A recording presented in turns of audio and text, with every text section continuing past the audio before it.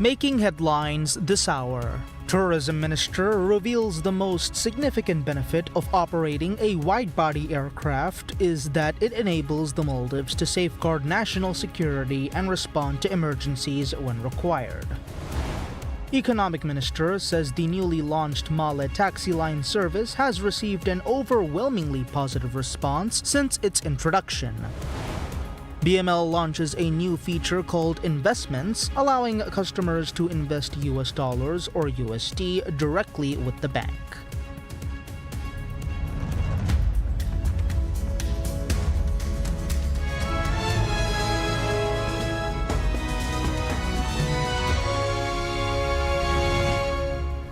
Bismillahirrahmanirrahim. Assalamu alaikum and welcome to PSM News in English with me, Abdullah Ahil. And now the news in detail. The Minister of Tourism and Civil Aviation, Mohammed Amin, says the most significant benefit of operating a wide-body aircraft is that it enables the Maldives to safeguard national security and respond to emergencies when required. The minister made the remarks in response to a question from Muhammad Ibrahim, parliamentarian for the Galalu North constituency, who sought clarification on the benefits achieved through the introduction of the wide-body aircraft, its current destinations, and when flights would begin to destinations other than China and India. Minister Amin said having a wide-body aircraft under the Maldives' independent control is of paramount importance during national crisis, including times of war. The minister noted that launching wide-body aircraft operations was one of President Dr. Mohamed Muizz's key pledges. He revealed that 67,000 passengers have traveled on the aircraft during the 16 months since it was introduced, of whom 55,000 were tourists. He added that the aircraft has also been used for Hajj and Umrah charter operations as well as for other essential missions. Speaking about the airline's network, Minister Amin said the wide-body aircraft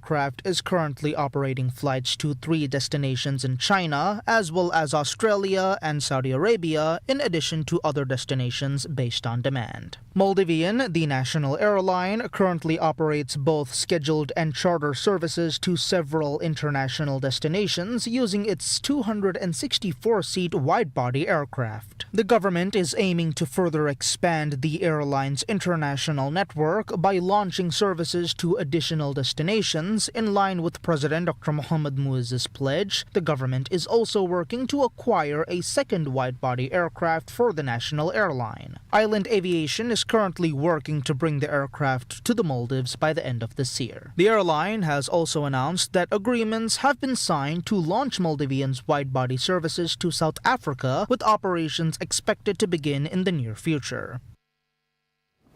The Minister of Economic Development and Trade, Mohammed Saeed, reveals the newly launched Male taxi line service has received an overwhelmingly positive response since its introduction.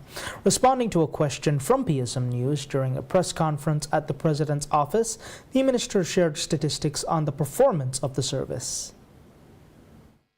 The Economic Minister Saeed said 528 people have used the Male taxi line service in Vilimale since it was launched on the 18th of June. He added that between the 22nd and the 28th of June, a total of 6,912 passengers used the service across the Greater Male region, with 3,569 trips made within Male. During the same period, 6,112 passengers booked taxis through the web booking platform, while a further 800 used the call center. The minister also highlighted the efficiency of the call center, stating that during peak hours, customer calls are answered and processed within 5 to 6 minutes. During off-peak hours, response times are reduced to between 3 and 4 minutes. To make bookings more convenient, MTCC has integrated digital technology into the service. The Male taxi line application has been available on the Apple App Store since the 2nd of June June and on the Google Play Store since the 4th of June. In addition to the mobile application, customers can also book taxis by calling the dedicated hotline on 1655. Furthermore, Minister Said said the government is continuing to work on a broader strategy to address transportation challenges in the Greater Mali region. He said various authorities are collaborating to develop a comprehensive plan that will address transport-related issues,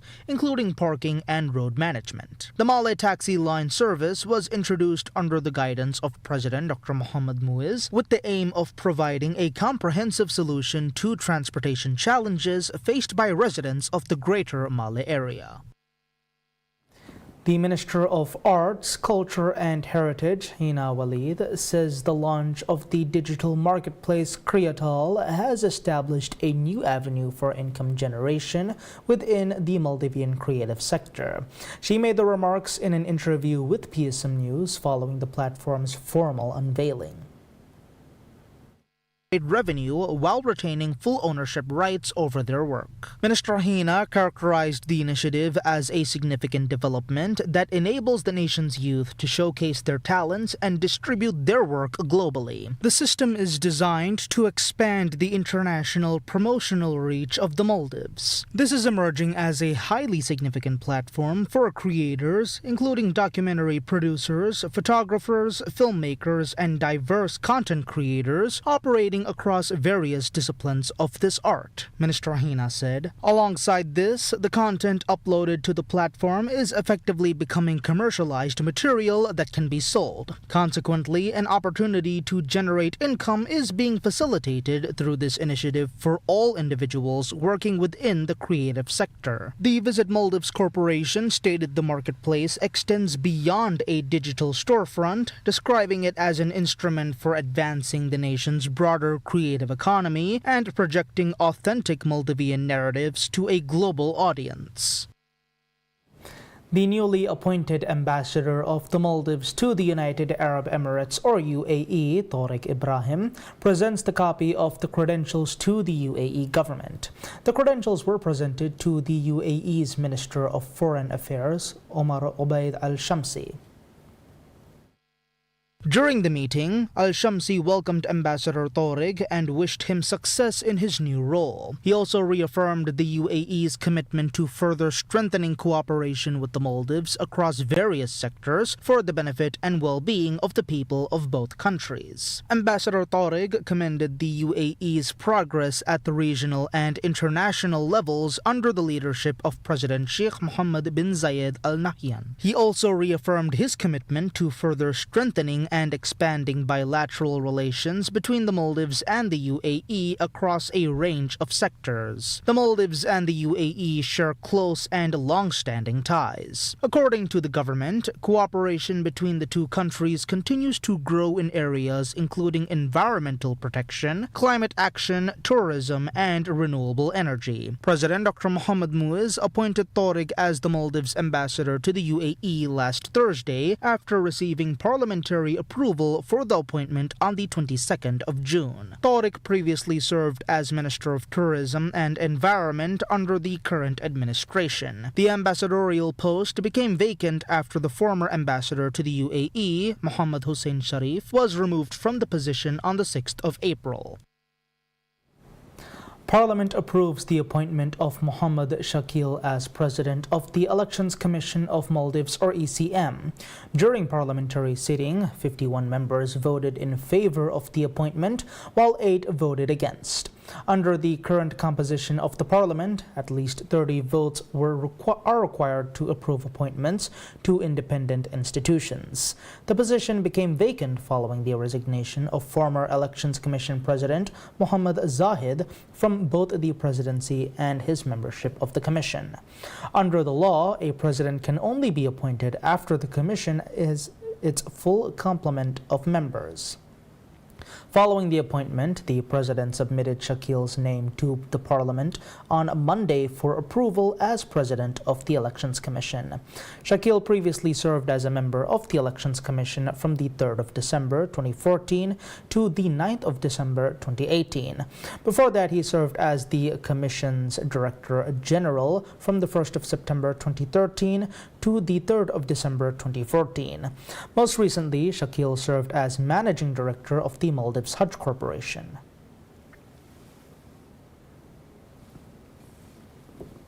The Bank of Maldives, or BML, launches a new feature called Investments, allowing customers to invest US dollars or USD directly with the bank. The service was officially launched during BML's Chat with CEO event held at Hotel Jen.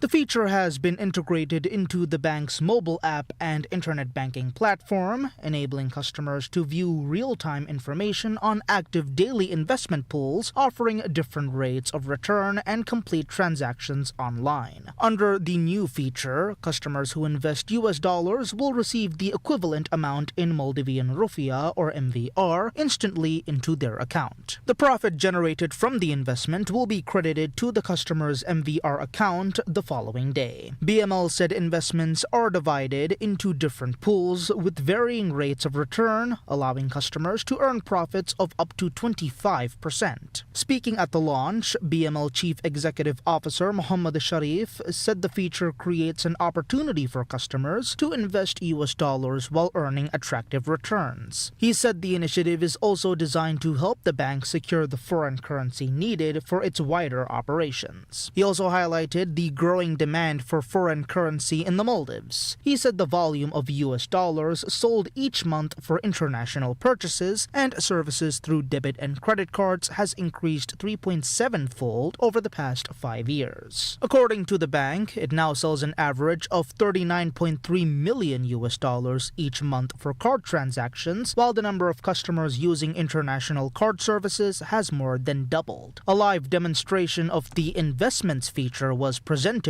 during the launch event. BML reiterated that customers receive the MVR equivalent of their invested US dollars immediately, with profits credited once the investment transaction cycle has been completed. The Ministry of Infrastructure, Housing and Urban Development announces that it is seeking a consultancy firm to prepare the master plan for the Ras Malay Development Project, a flagship initiative aimed at alleviating the chronic housing shortage in the Greater Malay region. Under President Dr. Mohamed Muizzu's vision, the 1,010-hectare reclaimed island is slated to provide up to 200,000 housing units over the next 20 years. Reclamation work is already underway with more than 500 hectares reclaimed to date. The tender covers a baseline study, an urban development framework, a land use plan, shore protection measures and related development activities. The master plan will also integrate environmentally friendly construction, renewable energy supply, utility service design, transportation networks and accessibility for people with special needs. Interested firms must submit their bids by 13 July, 10 a.m. At a press conference, President Dr. Muizzu said that land allocation for recipients will commence after the reclamation of Ras Malay is completed. He added that the project had been delayed because of the increase in global oil prices, but preparations are now underway to resume the work. The President confirmed that the dredging will be carried out using 2 dredgers with the aim of completing all dredging before the end of this year. Positioned as a climate-resilient, eco-friendly city, Ras Malay will be powered by renewable energy and include facilities to reduce environmental impacts.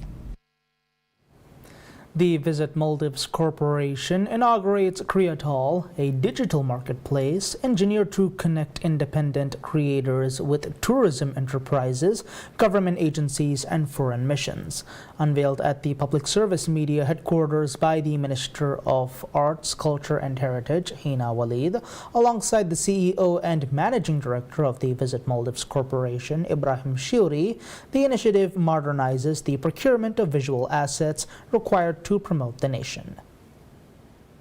Government ministries and embassies routinely require high-quality photographs and video content.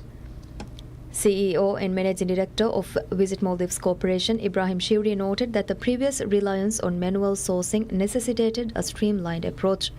He stated that evaluating procurement methods revealed a dedicated platform would yield abundant promotional material while directly sharing economic benefits with local artists.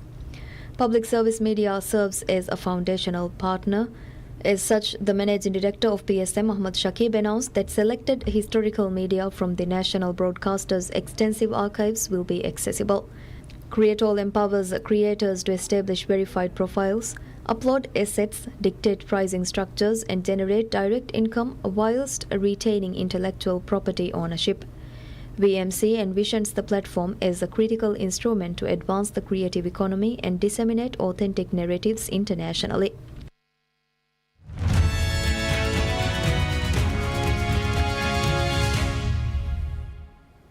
Insights into business. Maldives Islamic Bank, or MIB, announces applications for the MIB Guesthouse Awards 2026 will officially open on the 15th of July.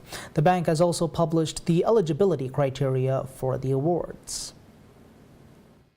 The MIB Guesthouse Awards is currently the only awards program of its kind in the Maldives dedicated to recognizing and celebrating the achievements of outstanding local tourism service providers. Guesthouses and islands within the country's growing guestation process will be conducted independently by Kroll Maldives Advisory. The awards have also received official endorsement from the Guesthouse Association of Maldives, or GAM. To ensure a fair and transparent evaluation process, MIB has established specific criteria for each award category. Guest houses have been divided into two tiers to create a level playing field for establishments of different sizes. Tier 1 comprises guest houses with up to 10 rooms, while Tier 2 includes guest houses with 11 or more rooms. To qualify for the awards, guest houses must be legally registered under the Companies Act of the Maldives and hold a valid, unexpired guest house operating license issued by the Ministry of Tourism and Civil Aviation. Applicants must also submit all legally required documentation, including a tax clearance certificate, proof of compliance with the Pension Act, and documents demonstrating compliance with employment laws. Eligible guest houses must have operated continuously for at least 12 months before the application date and remain in active operation. They must also maintain an active listing on internationally recognized online travel platforms, including Booking.com, Airbnb, Agoda, or TripAdvisor. For the individual award categories, applicants must be Maldivian citizens and must not have any conflict of interest with Maldives Islamic Bank, or MIB, or Kroll Maldives Advisory. To qualify for the Guesthouse Tourism Champion Island Award, competing islands must demonstrate sustained efforts to develop local tourism and have a combined total of at least 50 operational guesthouse rooms at the time of application. The MIB Guesthouse Awards 2026 will feature three main categories, comprising 8 guesthouse awards under each tier, 3 individual awards recognizing outstanding hospitality professionals, and 1 award for the most outstanding island. MIB said the date of the award ceremony will be announced through its official media channels at a later stage. Anticipating a customary surge in travel during the forthcoming school holidays, the national airline Maldivian will operate more than 2,000 domestic flights, representing a 17% operational expansion over its standard schedule. Hassan Sharih Adam, the senior manager for marketing and communications of Maldivian, outlined the strategy on the PSM News program, noting the carrier had prepared in advance. Tickets are currently available for flights possessing the capacity to transport over 100,000 passengers. More than 107,000 flights from our standard schedule have now been mounted, Sharih remarked. Furthermore, guided by passenger demand and for over 324 5 additional flights. This represents a 17% capacity expansion when compared to our regularly scheduled trips. Sharih continued, for every 6 flights operated, 1 will function as a supplementary service. Our forecast for the school holiday period projects the transportation of more than 110,000 passengers. We are fully prepared to accommodate over 91,700 passengers on our scheduled journeys, alongside more than 18,200 passengers on these supplementary flights. The airline successfully executed a high volume of operations during the recent Eid observance, operating a total of more than 1,200 flights. Within that holiday framework, 1,014 flights followed the normal schedule, while 213 were supplementary journeys. 1 out of every 5 Eid flights was a supplementary service, transporting more than 65,000 passengers. Comcast will split into 2 publicly traded companies through a spin-off of NBC Universal and Sky, separating its cash-generating broadband arm from a media and entertainment business under pressure from streaming rivals and industry consolidation. Shares of the company rose more than 20% in pre-market trading on Monday, on June 29th. The latest U.S. media industry shakeup follows years of cord-cutting as legacy players chase scale to better compete with Netflix, while Paramount Skydance's $110 billion deal for Warner Bros. Discovery is set to boost competition. Comcast, which leans on cable for much of its cash flow, is also losing broadband customers to fixed wireless offerings from T-Mobile and Verizon and to fiber rivals building out networks. The split, expected to be completed in about a year, will create one company anchored by Comcast's cable, wireless, and business services arm, and another built around Universal theme parks, film and TV studios, NBC, Peacock, and the European media business Sky. Mike Cavanaugh, Comcast's co-CEO, will run the new NBC Universal. Michael Angelakis, former chief financial officer, will return to lead Comcast as CEO after initially joining as a strategic advisor ahead of the separation. Comcast shareholders will own stock in both companies after the deal closes. The company will keep a stake of as much as 19.9% in NBC Universal for up to a year following the spin-off, which it plans to monetize over time.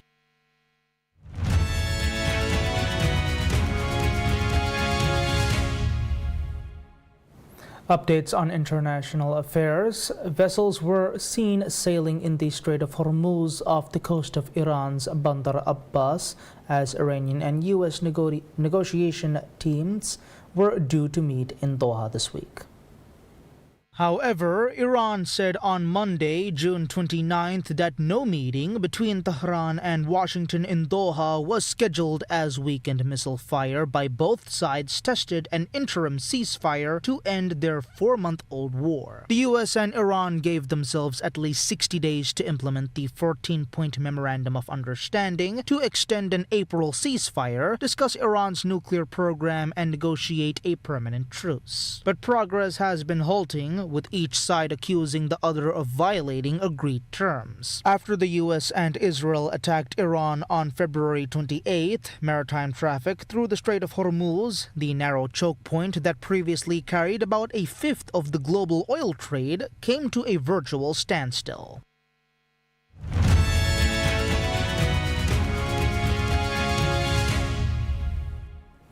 Moving on to sports, Casey Mize tossed 7 outstanding innings in his longest start of the season, and the visiting Detroit Tigers scored 7 runs in the first 4 innings during a 7-3 victory over the slumping New York Yankees.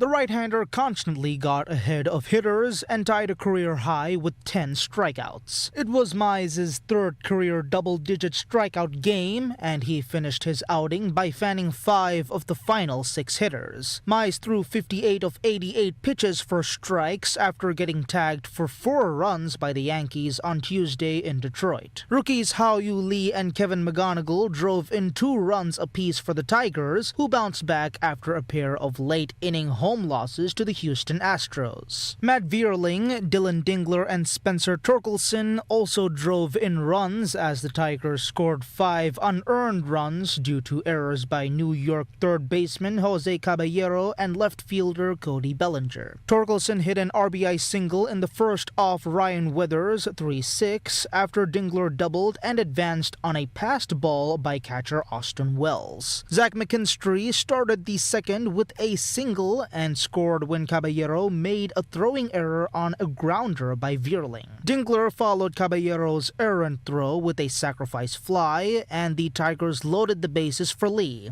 who extended the lead to 5-0 with a single to left. Vierling started the fourth with a single, and Dingler reached when Bellinger misplayed his fly ball in the corner. McGonigal followed by lacing a 1-2 changeup from reliever Yerry De Los Santos into left field for a 7-run lead. Weathers allowed 5 runs, 2 earned on 7 hits in a season-low 1.5 inning. The left-hander struck out 3 and walked 1. The Yankees tied a season worst by losing their 5th straight game. New York also lost Jazz Chisholm Jr. in the 4th inning when the second baseman collided with right fielder Jason Dominguez on a fly ball by Lee. The Yankees said Chisholm was in the concussion protocol. Drew Summers allowed a 3-run homer to pinch hitter Ahmed Rosario in the 8th before getting 2 strikeouts. Drew Anderson pitched a 1-2-3 ninth to finish up for the Tigers.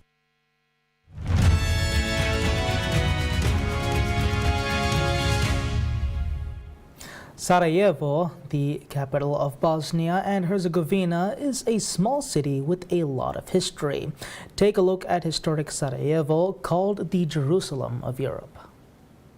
Surrounded by hills, its skyline mixes mosques, churches, and modern buildings. In the old town, the Gazi Huzrev Mosque and the Sebilj Fountain reflect its Ottoman past, while nearby streets are filled with traditional crafts and local food. The city is nicknamed the Jerusalem of Europe for the way different religions and cultures have lived side by side for centuries. But the city also bears the marks of war. From 1992 to 1996, Sarajevo endured the longest siege in modern European history during the breakup of Yugoslavia. Monuments across Sarajevo remember its medieval past and the victims of the 1990s siege. Today, the bustling Marsala Tita Street is lined with shops, offices, and newer glass buildings. The city is home to Bosnia's complex system of government, with the presidency and parliament based here.